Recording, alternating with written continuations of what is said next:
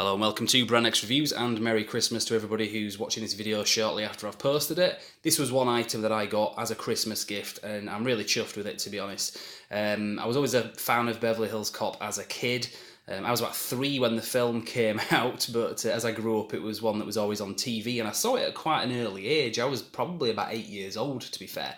Well, it was a edited for television version that I saw, but I remember the soundtrack always blew me away, and I had the original soundtrack on cassette tape. Now, the original soundtrack, these are my other vinyl versions of the variations on the soundtracks they had, but this was the original soundtrack. This wasn't the score, this was all the songs in the film, because the film was quite heavy when it came to the music, and it had an amazing soundtrack. Only one track on this, however, was actually the score by Harold Faltermeyer, as you can see the list. Don't get me wrong, some really great music. That was one of the things that I think made a lot of people really love this film. But the soundtrack was absent when it came to the Harold Faltermeyer score, apart from that one main track, which was Axel F. I seem to remember when they were making the film, they wanted to have a very catchy theme, something similar to the Pink Panther theme. So every time Axel Foley did something, the tune would be playing, similar to the James Bond theme, that kind of thing. But it was a theme that was kind of popularised all over the place and remixed over the years. I seem to remember an episode of Friends where it was a flashback to the 80s and the Ross character was playing the theme on his keyboard because it was such an iconic theme of the 80s. The second soundtrack, very similar to the first one. It was the actual songs. I don't think it's had any score to it at all. But the actual score has been something that has been quite highly sought after, and from what I understand, never properly released until recently. So this record has come out very recently in the UK. Now, you could get this on CD same as the second score, basically, for the second film, which was also done by Harold Faltermeyer. But that hasn't had a vinyl release as far as I'm aware, at least one that is within reasonable accessibility. This one, for example, is limited to 1,000 copies, but I managed to get this quite easily and for a very reasonable price of £25. I mean, that's really what you'd expect to pay for a record, really. Just a mainstream one.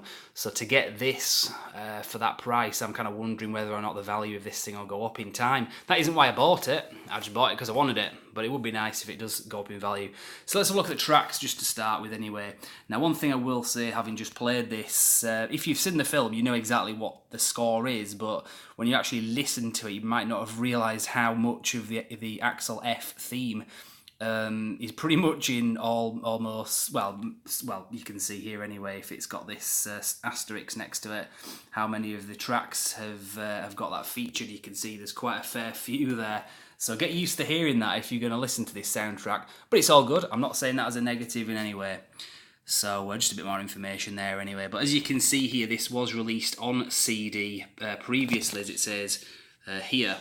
But at the present time, if you want this on CD, it costs about £80 on Amazon, whereas a record was only £25. So usually you'd expect it to be the way around, but I guess maybe getting it digitally, I don't know, with it not being an option, they can kind of keep the price up. I don't know. I won't even try to begin to explain why that's the case, but it is the case. So like I said, I prefer records in a lot of ways when it comes to having a collection. So, but it would be nice to get it on digitally somehow. But the record was cheaper anyway, so it was a no-brainer really. So there is no digital download option with this, unfortunately, but if you have a record player, you can always hook it up somehow to a computer. I have an Audio Technica LP120, for example, and that does have a USB option on there, so I might actually rip this digitally myself. Now, looking at the record itself, like I say on here, as you can see on this this sticker, this hype sticker, the thing is limited edition and it's banana coloured vinyl, and I thought that's a very random kind of way of describing it. But then I kind of realised, obviously, as they say in the film, the banana in the tailpipe, that's the reference I think they were going for there, so that's pretty funny, is that actually. Now the record itself, let's have a look at that. I've got a bit of glare on this thing, so I'm going to have to just take this out of the sleeve. One thing I will say, if I can get it back in focus, the sleeve that this thing came in, it was one of these god-awful paper sleeves. I always, if it's any record that I value, which is most of my records, I get rid of this and I have a supply of these slightly better they're anti-static for the most part sleeves, and as you can see it's got plastic here, because with these there's various arguments as to why you shouldn't really use these paper sleeves. Some people say about scratching the record. I don't really know about that, but they can leave paper flakes within the grooves. I've seen that many times with records, and it's really annoying because you have to clean them, and sometimes those paper flakes can be very difficult to get out. So, like I said, I'm switching that out for this. So let's have a look at the actual record. So taking the thing out of the sleeve, it has slightly less glare on there, as you can see. So let's have a quick look at the sticker in the centre. As you can see there, it just lists the tracks basically, and it has the old style logo for the film on there too. So very nice. But I prefer side B. Let's have a look at side B. So as you can see here, it's got Eddie Murphy himself on there. Real nice sticker on there. It looks quite nice when you got it on the turntable. You might see some of these black marks on here as well. These aren't dust or anything like that. These are just part of the ink. Sometimes you get these imperfections on these coloured discs. Sometimes they just appear, but they don't in any way cause a problem basically with playing the thing.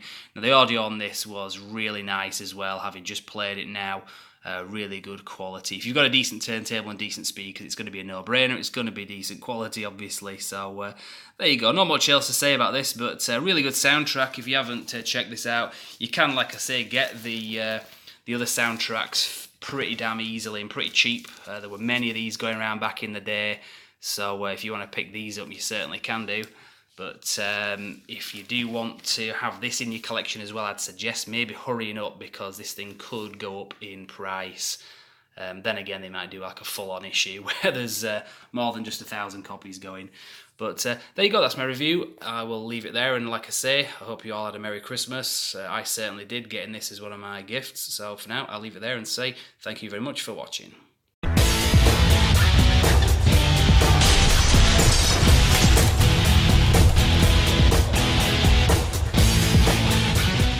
Now, I was a little bit too young